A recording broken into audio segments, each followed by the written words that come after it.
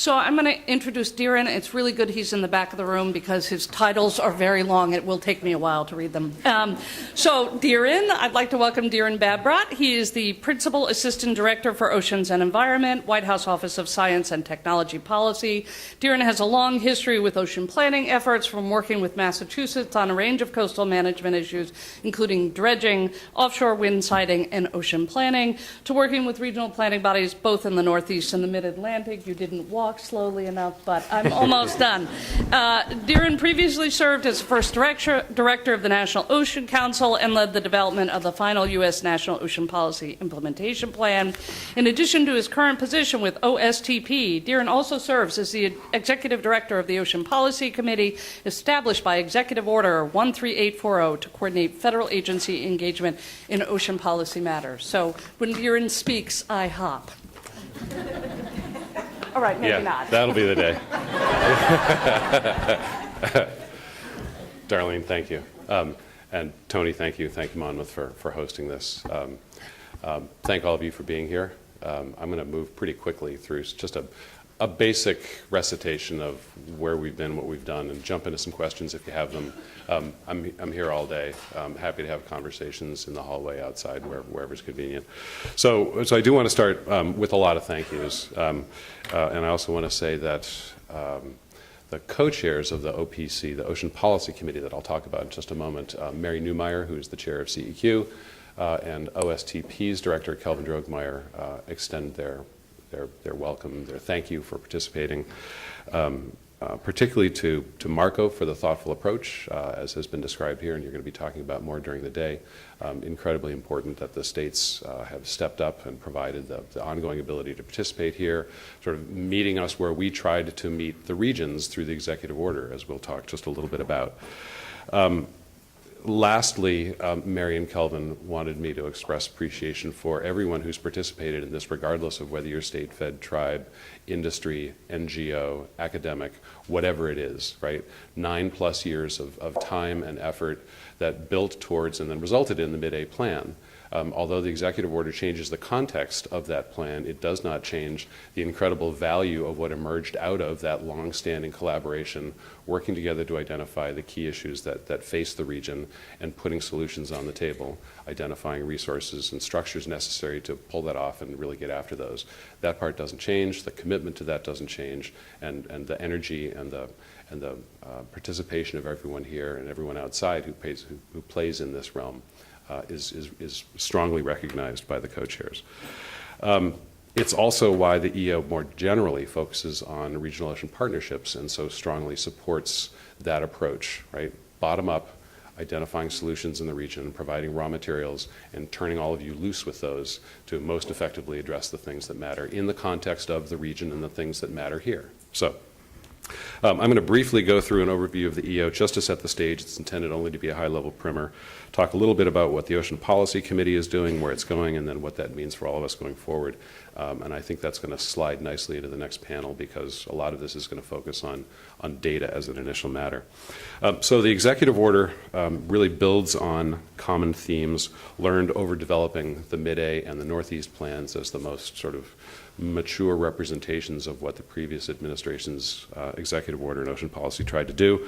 At the federal level, strong recognition for a high-level coordination across the board. So the EO establishes the Ocean Policy Committee. I'll call it the OPC. The OPC is essentially the same constituents as the National Ocean Council, right?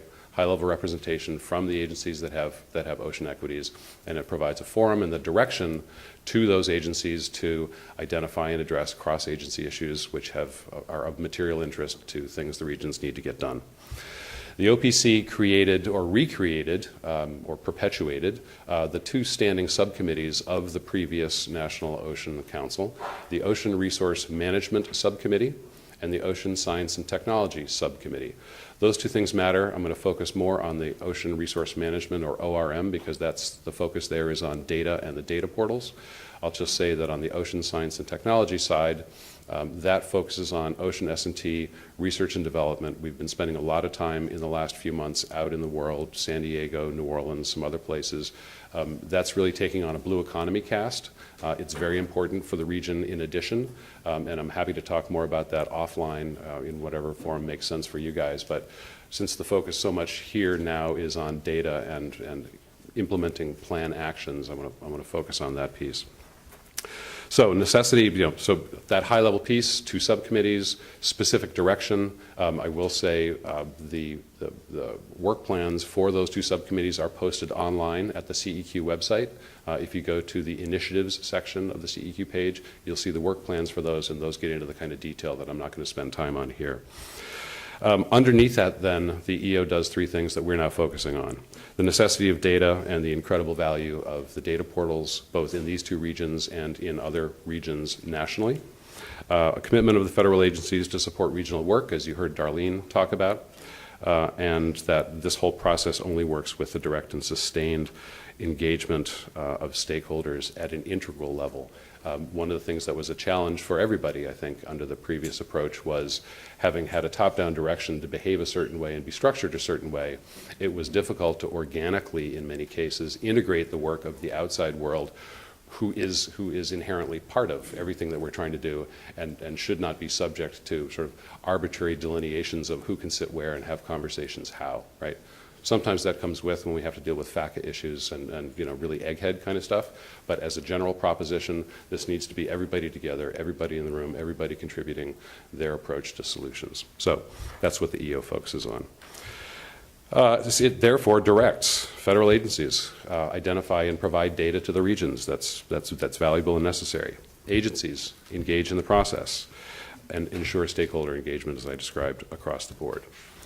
So Marco's creation of MACO, which will probably be the last time that I say Marco and MACO, because this is just a group associated with Marco that's working on the same kinds of issues, and I see it as 2 sides of the same coin. No disrespect to the brilliant acronymization that occurred, right? But this is just all us, right? This is all you.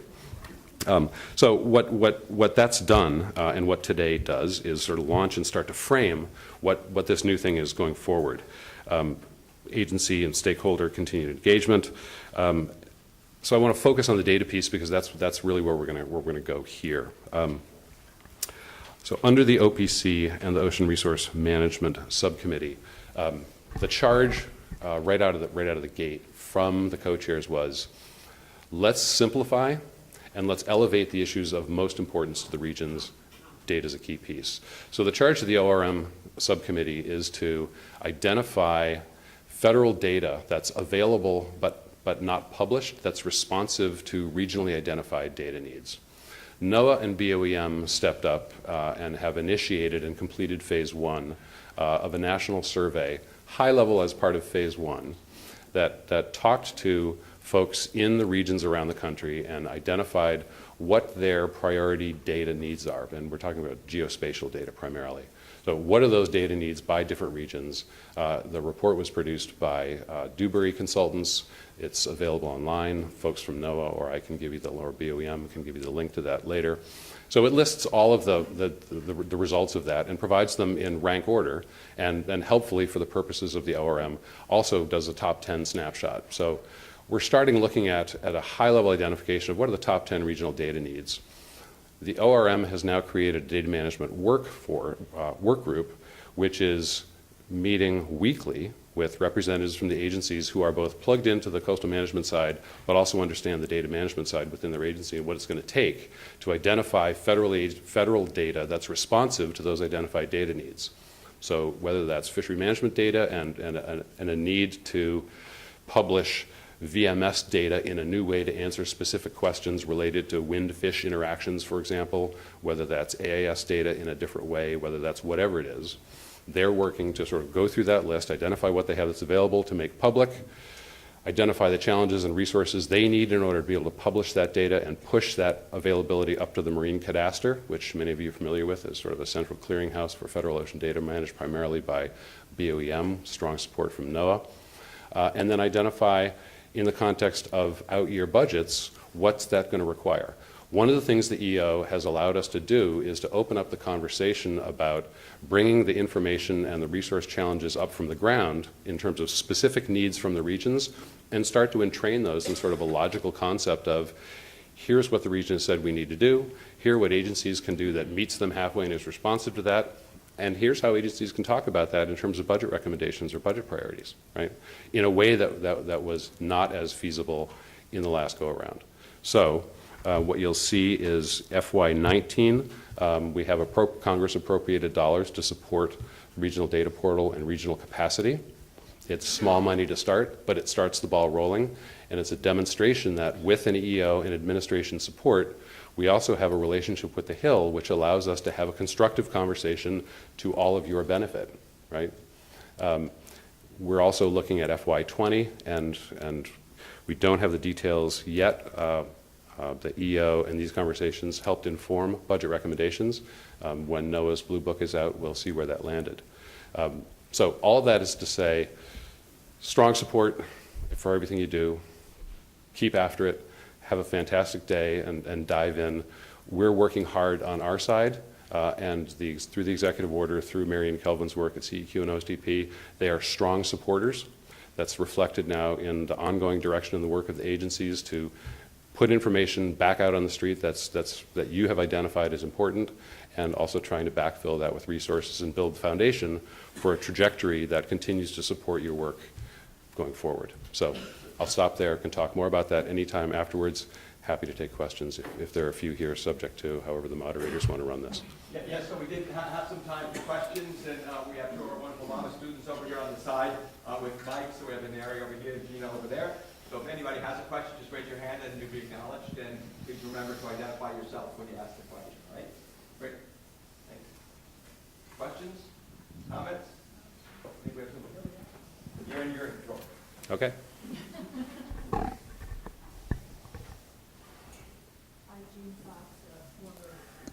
On? Hold it close. Gene Fox, oh, like Bon Jovi. Gene Fox, former commissioner, New Jersey BPU. The priority areas. How does what are these acronyms?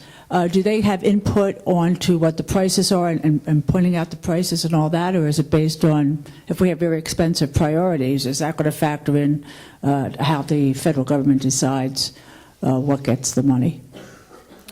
So obviously, it's more than just the data portal that you mentioned. Yeah, so priority areas, I think the way I'd find my way into an answer there is, so we've got priority actions that are identified in the mid-A plan, and Marco and Mako are, goodness gracious. I won't say it again. There are a number of components that need to go into those in order to address the action moving forward, some of which are resources more broadly, but some of which are directly data-driven. One of the things the EO does is try to be able to provide more federal support by focusing more specifically on the components that we're good at and are right now capable of providing, and in the first instance now, that's the data piece. So that goes back to what I described as, part of what's informing those priority actions under the mid-A plan are similarly reflected in that rank order response from the region, which said here are our most important data needs, because it's the same issues which are driving both things. So by focusing on the data needs associated with those actions in the plan, that gives us the ability then to think about how we can prioritize resourcing the effort.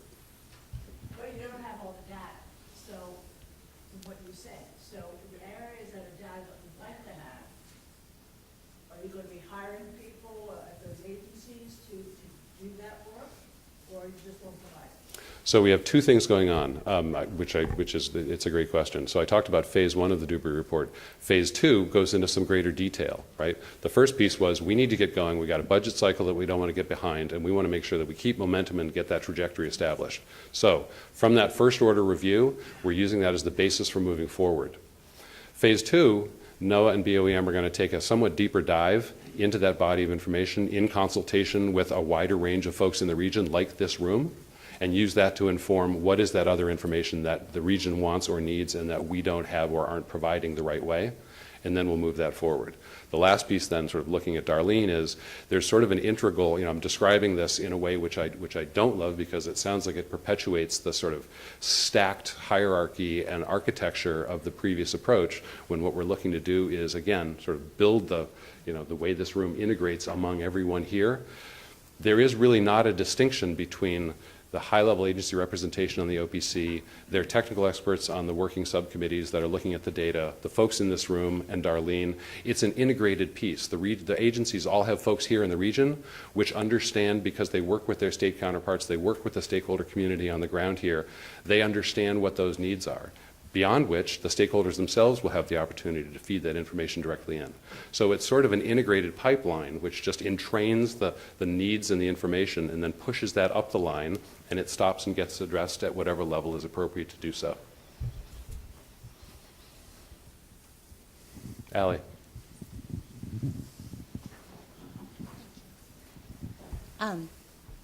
Is this on? Yes.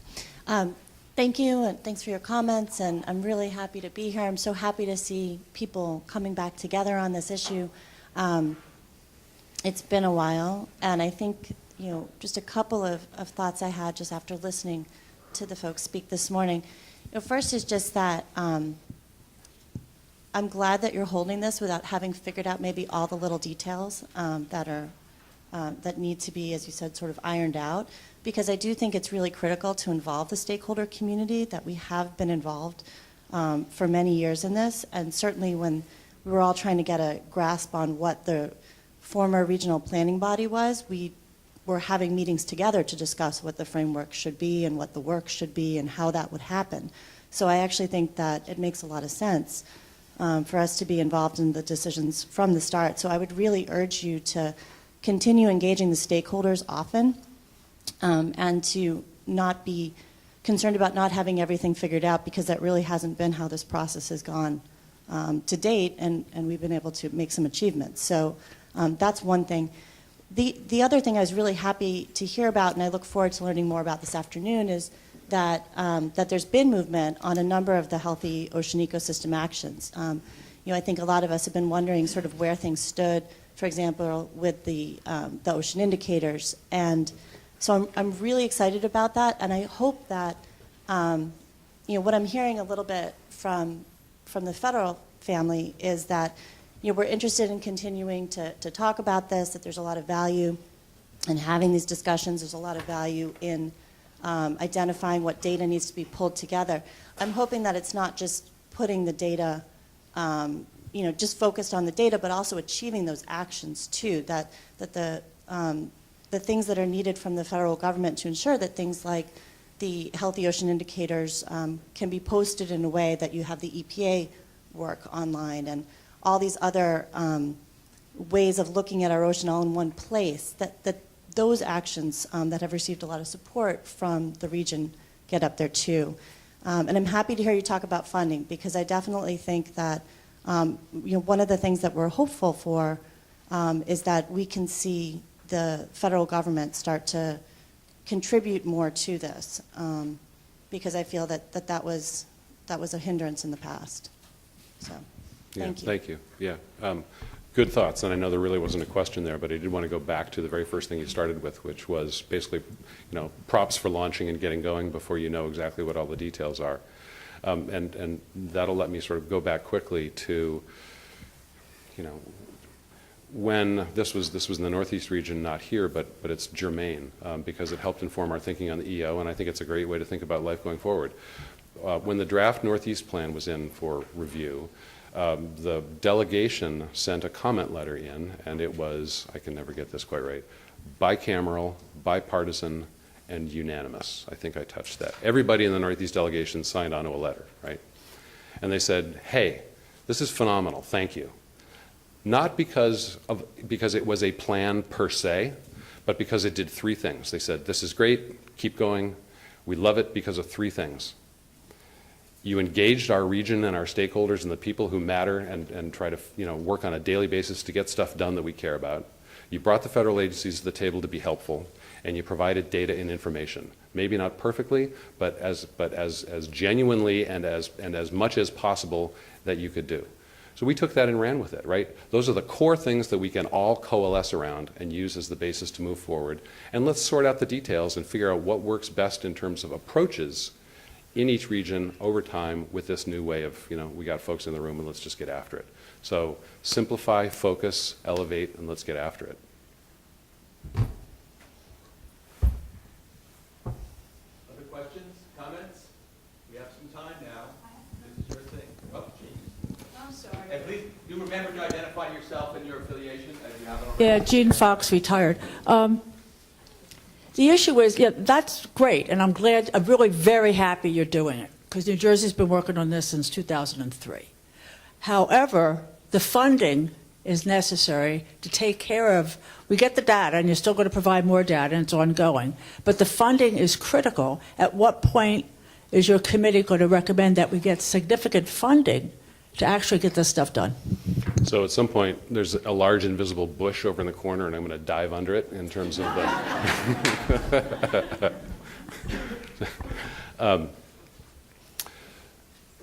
the... What we're doing is going as far as we can practically and pragmatically go in the context of how government works, right? We can leverage the voice of the region most strongly by building that progression that I described up from identifying the regional data needs, having the federal agencies crush that and identify what it's going to take for them to be responsive, specifically in terms of either administrative priorities, agency actions, or the resources necessary to accomplish that, and then push that up into the big hopper that, OMB cranks the handle and then pushes a budget out, right? We can't control that, we can inform that. And one of the things that we tried to do, which is, yes, I've got skin in the game, so I'm biased, but it was harder to make that case with a larger and more complicated apparatus associated with trying to work constructively in the regions.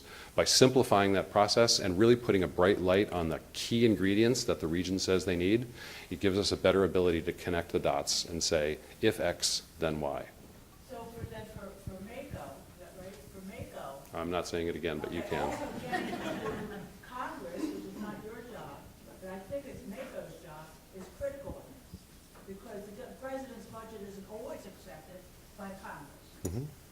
So I suggest MACO start putting together, if you don't already have it, a significant plan for getting funding for the people. I'd also observe one last thing, and I have to do this at a high level and be careful doing so, but just to say that, I think what we're seeing is that a corollary potential benefit of having simplified and gone to a position where this is about empowering each region to address issues it cares about in the way it wants to. It gives ROPs or their similarly constituted bodies that may not technically be ROPs around the country the ability to collaborate in that kind of messaging in a way that may have been difficult before, given a given region's perspective on what they were being asked to do as part of that family. Other questions, comments before we move on? Great. Okay, let's thank Deerin very much. Thank you.